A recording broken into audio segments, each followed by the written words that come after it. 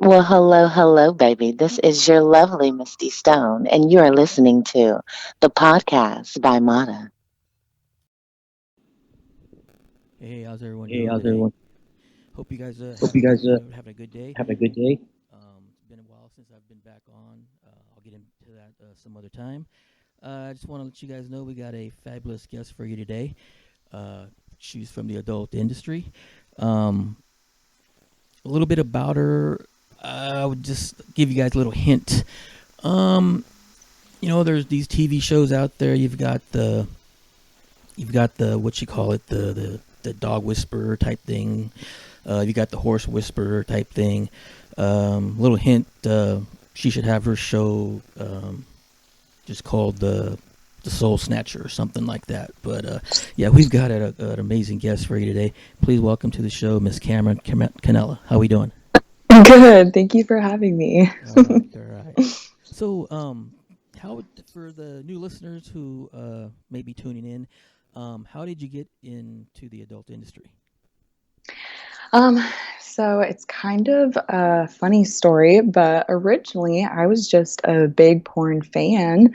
I would watch videos. I wouldn't say every night, maybe every night, but pretty frequently, whenever I needed to. And one of the things that was difficult for me is I'm kind of picky when it came to which videos I liked, Uh huh. or didn't like.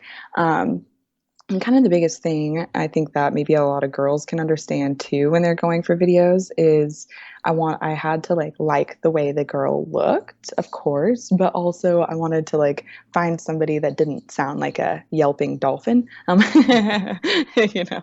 And I stumbled upon a wonderful girl named Janice Griffith, Yeah. and it kind of became really easy for me to no longer waste time scrolling if I could just type in her name. So eventually, I typed in her name so many times that I watched all of the porn videos that she had available at the time Mhm. and became more interested in her and watched her interviews. And through her interviews, she was talking about her experience in the adult industry and how she got started and kind of a little bit more of the truth of it. And it sparked an interest for me where I was like, I feel like that's an industry that I would like to be a part in. Not only am I already obviously very interested in consuming the product myself, but um, it just seemed like a natural gateway for me to feel comfortable with what I was doing in my sexuality, but also be able to open doors to monetize on a significantly different level Right. than I had experienced before. And so my curiosity for Janice Griffith kind of is what led me into wanting to start that for myself. Oh, okay. Great. Great. Yeah, Janice, she's one hell of a performer, and Absolutely. yes, exactly. So what do your friends? What do have your friends? Do they treat you any differently now that you are in the industry? My friends that I've had from before, well, okay, there's kind of different layers of friends. You have your super, super close circle, right? Your Right. best friends, Right. those ones that are your diehards, the ones that go to when you cry. Those friends have not really treated me any differently. They've kind of known me for years, especially before this, and this wasn't something that they thought was completely out of a possibility. I used to talk about before I was 18 how excited I was to try out this sex club here in Portland called Club Sesso. And for years, I was obsessing about trying to go there. And the moment I was old enough, quite literally, like the week before I turned 18, it closed down. So I'm like, are you Oh. kidding me? And I didn't get to have that fulfillment. So I found a different way of fulfilling that, I guess.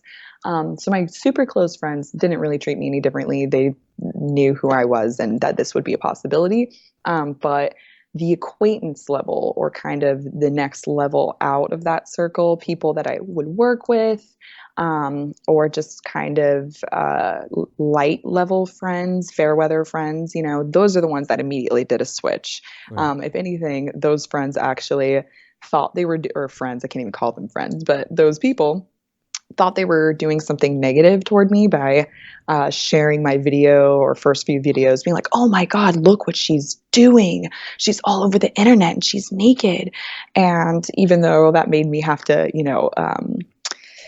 really embrace my newfound life a lot quicker than I thought I was going to have to. Right. It drew a lot of traffic over to me and kind of led to my initial explosion in viral video. So technically, my acquaintance level was kind of the level that helped me get fame by being so curious and couldn't help but spread the word. Right. Right.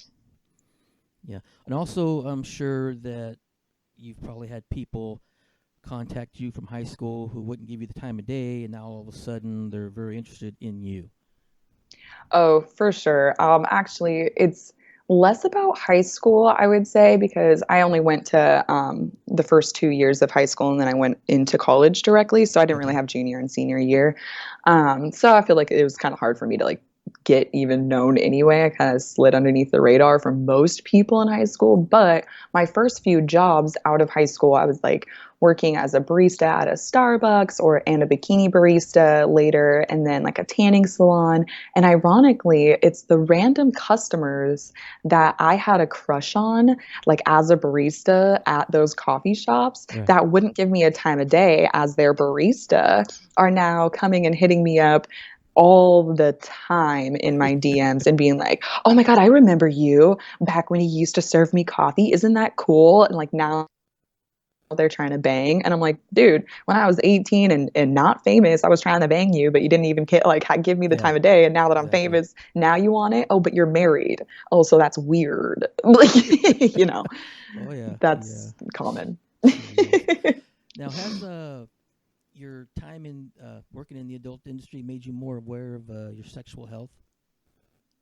Yes. I mean, so ironically, before I got into the adult industry, I wasn't like a very promiscuous person. I kind of just stayed within monogamous relationships and just had sex with my boyfriend. Pretty typical, you Right. have sex Right. with your boyfriend.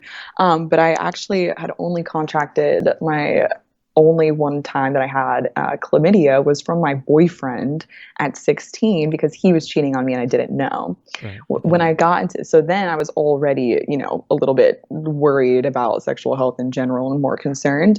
And then getting into the adult industry, one thing I've really loved and why I was drawn to it was that every single performer, every single person you're with has to be tested at the minimum once every 2 weeks. Exactly. So that to me is so much more freeing and relaxing knowing that one, not only am I checking my own personal health and I'm consistently knowing what my own status is, but also anytime that I'm about to engage sexually with anyone else, I know that they know their status as well, that they care about their own sexual health because it has consequences for them other than just their health reasons, but also their ability to earn, which creates an even more incentive to protect yourself in that way. But ever since I've gotten to that practice, which kind of started once I was 19, kind of a fresh adult, young adult, Right. Right. I can't really imagine ever going back. Like, even condoms to me feel like a dangerous practice, even though they're extremely safe and the best second option. I'm Right. just like, oh my gosh, everyone, it should be regular to just go and get tested, even if it's like a once a month thing as a regular person, or if you're just not like that promiscuous and with that many people, anytime that you're about to engage with a new partner, that should be a practice, which is funny because years and years ago, my mother, when I was 16, gave me that advice very subtly, being like, hey, you should just get in the practice of every time you're about to have a new partner, you and your partner make it sexy to go and get tested together. And I was like, what the fuck? Nobody's going to want to fuck me, mom. Like, that's awkward. No way. And now that I'm an adult and have had that experience, like, that was actually so beautiful what she was trying to say, even though she didn't kind of communicate why and how that could have been applied in a fun, sexy way. But it actually makes the total sense because then you can enjoy each other more and not have any risks and concerns and be able to just enjoy each other's, juices and know that it's healthy juices. Oh yeah, So, exactly. You've got the people that the industry calls the civilians. They're like, why would you want to be with mess with a porn star? Da da da. they're dirty, They right? get That's the big misconception. exactly. It's like, you know what? They get tested every 2 weeks. How often do you get tested? So Yeah. who's the dirty one here? It's Well, like honestly, the most kind of shocking thing to me, which it shouldn't be surprising because it's not very common for people to go get tested, but anytime somebody who is a first time performer, that is their first time ever getting tested. And most people in their life have never been tested even once.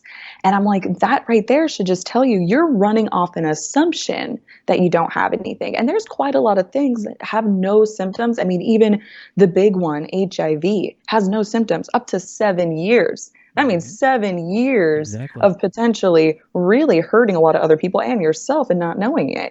Like that's a really terrifying thought. And so I do think it's quite, I mean, I understand that there's a misconception between somebody being sexually open in the way that they're able to share their bodies on the internet. But people also have a misconception that just because I share myself on the internet, or anyone, like everyone has a different flow, but me particularly, I'm kind of the most non-promiscuous person in my personal life. Like I don't really enjoy engaging in random casual sex. Sex to me is not casual because it's either an emotional fulfilling thing for me or it's a work fulfilling thing for me. And if you're not fulfilling one of those two things, then I look at it like I'm giving you the money that I'm not making. So Right. this dick isn't worth a few thousand. No, thank you. I'll move on to I'll move on to one that it can. So there's just a lot of misconception about like kind of what a personal practice or what somebody's personal life practice might be due to what their work is. And also, like, my particular story is not everyone's story. There's a lot of people that are, just really highly sexual promiscuous people in their personal life, and then they enjoy that as well on camera. And there's no right or wrong. Everyone is meant to be an individual and have their own sexuality. Right. Right. Exactly. Now, you kind of made the so-called the fuck a fan type famous. Oh, that was me, yes. Yes, exactly. And are you still do that every now and then for the people who are on your paid sites and stuff? So I originally started out with that. It feels so weird that now I've been in the industry so long. I say like back in 2015, and that was a long time. But 2015, 2016 is when I first got on the map. And my main thing was connecting with my fans, doing that fuck a fan contest. I had a couple of them, but I stopped the contests themselves. I think it was 2016 or maybe it was 2017. It's been a while, one of those years. And then after that, for a few years, I was allowing fans to book me directly where they can be featured on my OnlyFans, Right. or featured on my Pornhub while I was still uploading on there. And that was really fun. And again, coming back to kind of the testing thing, it was really quite astounding to me how many people, I mean, every single person that booked me, with a very, very, very rare exception, it would be their first time ever getting tested as their first time, introduction with Right. me and everything. And I'm like, isn't that interesting? Like, you're a 45-year-old man and you've never been tested before. Don't you think that's something you probably should have been taken care of? No? Okay, no big deal. Um, anyway, and so I was doing that for quite a few years. But then I got into a relationship with my current baby's father. And he and I have been in a relationship on and off again since before I was in porn. We dated for a year before I got into the industry and then broke up. And then I decided to get into the industry, which would naturally complicate any romantic relationship. Right. And so a few years ago, though, I decided that I'm having a lot of success in my career and I'm fulfilling everything in my life that I thought I wanted, which was a nice, comfortable bank account and traveling all the time. But I wasn't able to really share that with anyone, and not even in just a romantic sense, but even with like a friend or anybody. There was like, for me to go and travel and go to London, if I'm walking around and seeing these cool ass, extremely monumental just places to go, and I'm not sharing it with anyone. Yeah, I'm sharing it with the internet, but no one's there next to me being like, wow, isn't this cool? I realized I need to combine both parts of my life. I can't just be successful in my work life and let go of my personal life. So I decided to try and give it a shot with him in a more serious level with our relationship, which means I needed to ease off of doing boy-girl porn because, again, complicated in a romantic relationship. So I stopped filming with fans for the last year or 2 years now. Oh my gosh, time is going by too much. But and then I had a baby during that time. So then there was like a big distraction with just in general. Like now I had to be a mom and focus on that. Right. But the kind of exciting thing that's happening now, which I think was just kind of the turmoil of 2020 was leading up to this, is now I'm getting back into boy girl porn again, but I'm not doing it with fans, which I know is really disappointing to all of my fans. um, but I'm also not doing it with porn stars because I realized like that was quite fun for me personally as an experience, but I don't think that my fans really like that wasn't what they were coming to me for. They've seen porn stars fuck other porn stars a million times. Right. They Right. wanted to see more authentic, real sex, and that's something that I also wanted to continue to be able to share with everyone and my fans as well, because I'm also just a natural exhibitionist. I like to be watched. It's fun. So now me and my boyfriend have decided to come together and fully embrace, again, once again, both sides of my life, my work and personal life. So we're going to be filming boy girl scenes together on a regular basis for my paid sites. Pornhub, in a different subject, had a huge thing go down in the news Yes. which we can go into a little bit. But because of that, I'm actually more inclined to go back to Pornhub, which seems kind of funny because you would think that I would want to get away from them because you're like, wait, you might not make money from them. But now, because we don't have a bunch of video, I mean, two things happened to them. I'll actually go into that. Pornhub had a double whammy effect of just massive changes. One was Visa, MasterCard pulled out of having any association with them. So that's kind of critical as far as their ability to earn, their ability to sell ad space to anyone, to different companies, things like that. That's kind Right. of the Right. big part, right?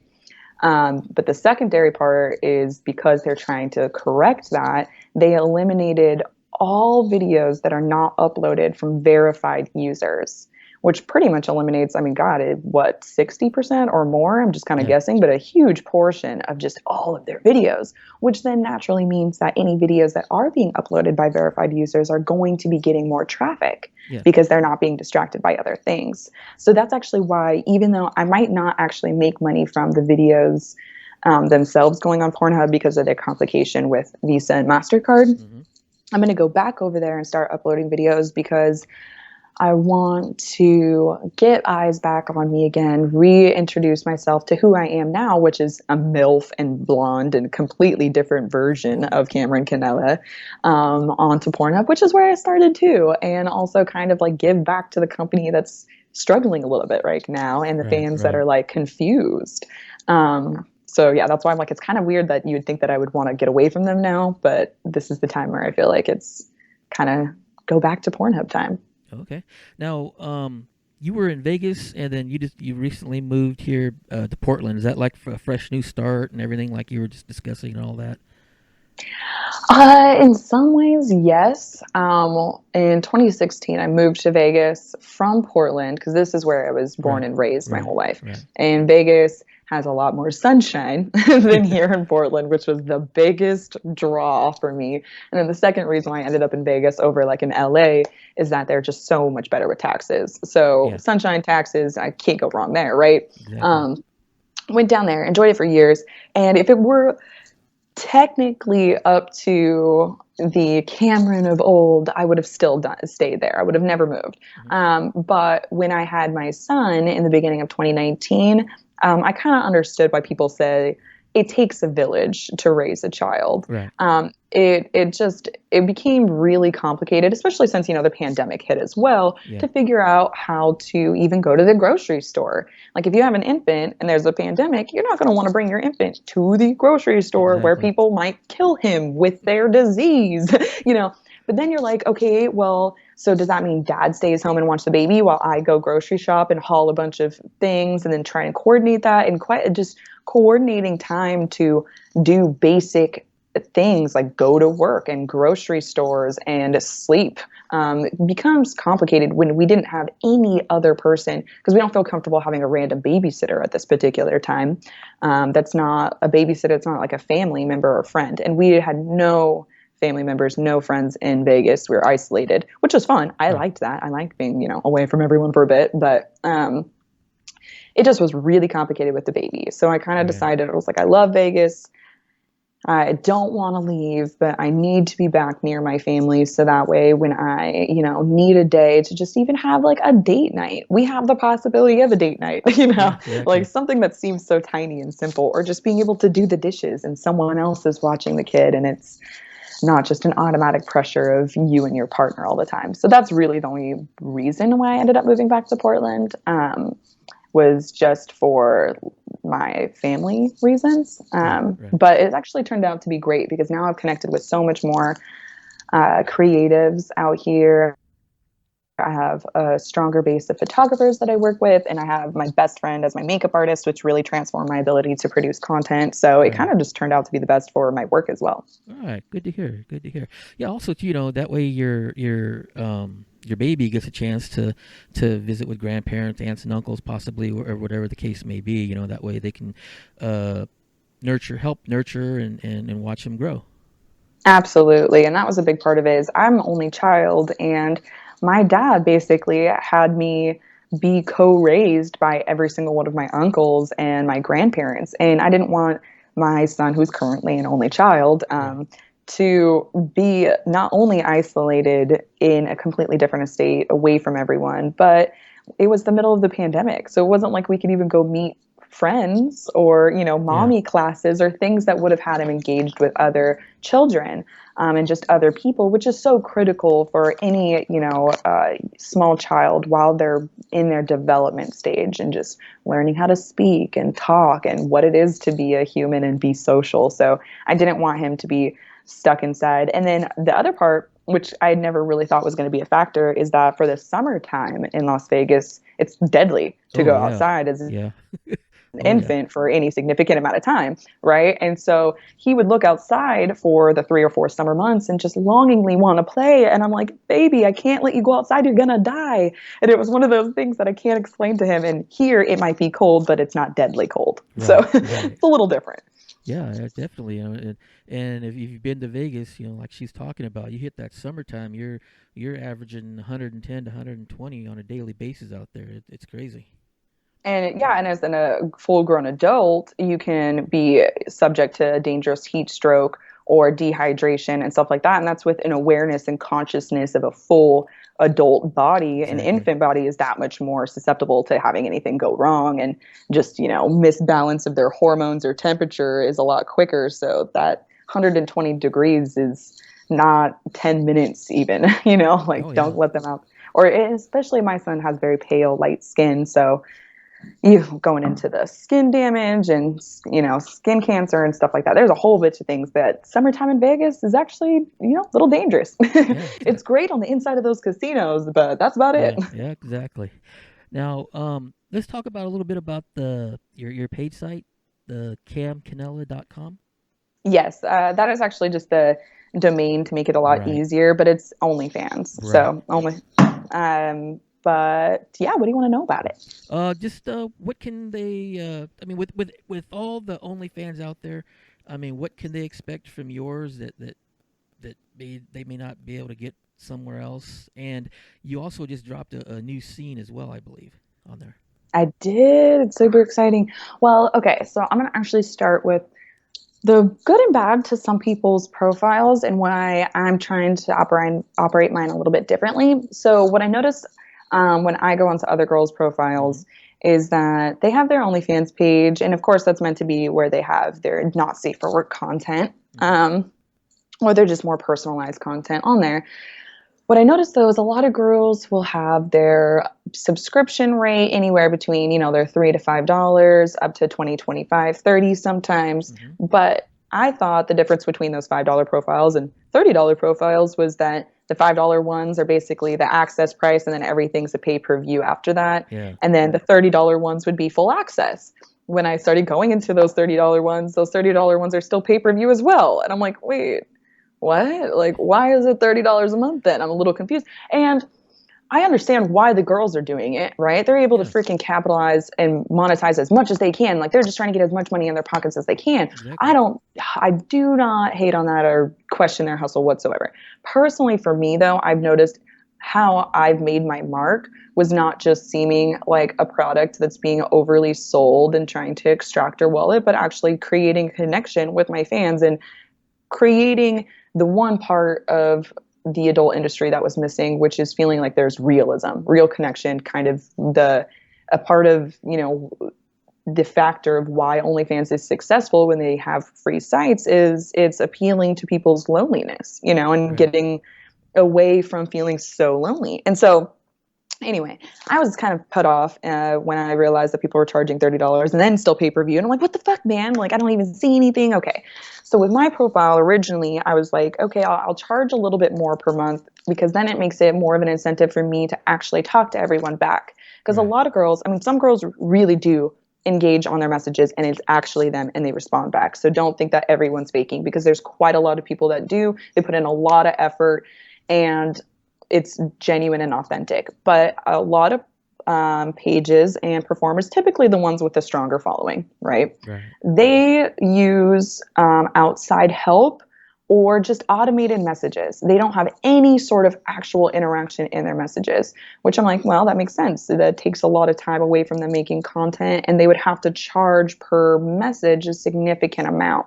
So, anyway, long story short, I understand why all these girls are kind of setting up their pages the way that they do, but I wanted to have mine have value not only for myself but for my fans. So I have the $25 a month price, Mhm. but that also includes me being as consistent as I can with actually directly messaging back Right. to every single one of my fans. I get back to it as fast as I can. I mean, I have hundreds of messages on every single platform, so I'm definitely not like, engaged in a conversation where I'm replying back every 30 seconds, but I'm the one personally messaging people back instead of just sending out group messages being like, check out this, check out that, check out this, which I found that quite annoying as somebody who would subscribe to people's profiles. Right. So that's one thing I did differently.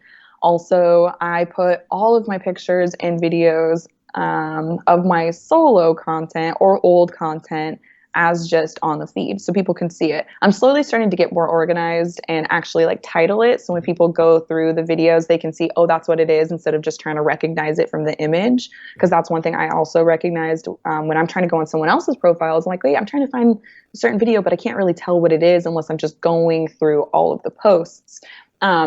So adding more videos to my profile in that way, but pretty much everything on my profile is included in the membership. The only thing that isn't is now, because I've added my boyfriend to producing boy girl scenes on a full level instead of clips. Right. I am having those be in the pay-per-view process. But that's because they're full-length clips that my boyfriend, who's never been in porn, never had his dick on the internet in any way, shape, or form, I think sent me one dick pic in 7 years, is going out on a limb to, do something for me and for our relationship. And so that in itself needs to be acknowledged with a monetary value of like, yes, this is special. This is more.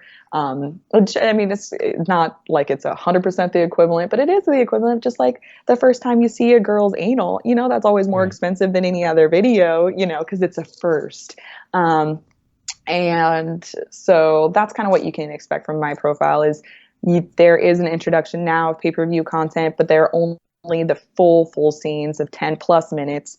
And it's going to be more consistent. Anything that's under a full length video in that way, though, is still included with that premium price on my page. So all of the little quick clips of just fun things here and there. So, and all of my solos are still going to be on there as well. Okay. I'm also creating, which I haven't figured out what day, a live schedule because I pop on there live at least once a week, but I want to actually have like a time where people can expect me to be on there. And I've been getting a lot of feedback for people to say Saturday, but I think Saturday just seems a little counterintuitive because that's the day I think people are out and about Right. and not on the internet. But I guess a pandemic kind of throws that out the window. So Yeah. Exactly. Do you have like a loyal fan of yours who supports you, and I mean, just 100% got your back, but maybe for financial reasons he can't afford your OnlyFans? I have a lot of fans like that. So, Okay. and I appreciate those fans. That's why I'm trying to kind of expand what platforms I'm on, what platforms I'm giving attention to, and what people can be expecting from which ones. I Okay. used to kind of exclusively throw all of my attention into Instagram for promotion over to OnlyFans. And then OnlyFans was exclusively just the other platform that I would be focusing on for not safe for work content. Right. Now I am kind of switching it up. So I Okay. have Twitch, which is not safe for work content. It is very, Right. very safe for work. It is, as I'll say PG-13 because saying PG is a total lie. I cuss too much, but PG-13. So as far within family friendly as I can possibly go with my life. Right. But Twitch, I'm really enjoying because it's a great place for my fans to be able to connect with me, still support me. There's a lot of things on there that I can reap the benefit of where they don't need to actually pay for anything, Right. but it still helps me. So, and I like to be able to talk and connect with you guys as well on there, and it's fun. So, Twitch is one of those places, but Twitter too is now getting a lot more of my attention where I'm engaging with people, and that's a place that I do have not safe for work content. The only other place other than OnlyFans because it's the only platform that allows it. Right. Right. But Twitter, I'm putting, different miscellaneous, not safe for work stuff on there. So I do engage with my fans on all of my platforms. I'd say Instagram, I kind of am now focusing more on specifically like professional modeling and things like that, just because they're uh, community guidelines continue to get more and more rigid. Right. And even though I would like to be cranky about it, and it's easy to be cranky about it, the best thing for me is to just, go with the flow. Yeah. Be survival of the fittest is not true. It's survival of the most adaptable. So, got to be the most adaptable at these times and just Exactly. go with the flow. No, and the reason I was asking is if there's a way possible that it can be done. If you have one of those fans out there from that previous question I asked, I will pay for 1 month for one of your loyal fans who may not be able to afford it to have access to your OnlyFans for the 1 month. Oh, that's wonderful. Okay, well, I'm going to think of a fan that definitely deserves it the most because I have a couple people that I know that are some major supporters, but I want to make sure that I kind of like find the right one for that to be, or just make sure I honor the right fan. But I think that's really wonderful of you to offer, and I just want to say thank you so much Oh, for yeah, that because no, that's you're so welcome. sweet. You're welcome because, like I said, I've followed the industry, since I started, my podcast, even way before then. I mean, the very first scene I saw was Vanessa Del Rio back in, let's just say, I probably was at the age where I shouldn't have been watching it, but but I know. I've See, that's why I have a question with things with that too. I'm like, man, do I ever like admit how young I was when I was first watching porn? Because technically, isn't that me illegal? Like, yeah, I'm yeah. like, I'm technically breaking. I wasn't 18, you know. Yeah, exactly. It's like, well, how'd you get that VHS tape? It's like, well, no comment. Exactly. But I've supported the industry for a long time, and I've heard stories, from performers that they've got these loyal fans that they support them every way they can, but financially they just can't do the OnlyFans or the other platforms they may have. So I told myself that one of these days I'm just gonna reach out to a performer and say, hey, I'd like to buy 1 month for one of your loyal fans, and today I just did it.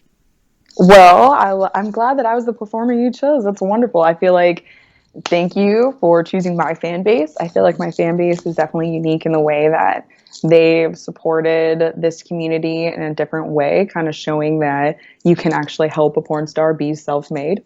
So Yeah. I think thank you. Thank you for choosing me to be a part of Oh, that. oh, And you're welcome. I'm excited for whichever fan gets to be blessed by All right, all you. right, all right. Now, make sure you guys check out her OnlyFans. Go to camcanela.com, and that'll send you to her OnlyFans. And make sure you follow her on the twitch.tv/Cameron Canela. You're gonna have a lot of great content on there. If you like gaming, and like she said, get a PG version of her. But hey, a PG version of her, or even a G version of her, it's gonna be, if you're a loyal fan of hers, it's gonna be well worth it. So, make sure you guys check that out. I want to thank you for being on. I do appreciate it. Of course, thank you for having me. I appreciate taking the time. All So, right. Stay on the line. I got something to ask you real quick. But hey, guys, I want to thank you guys for tuning in, and we'll see you next time. have a good time. Well, hello, hello, baby. This is your lovely Misty Stone, and you are listening to the podcast by Mata.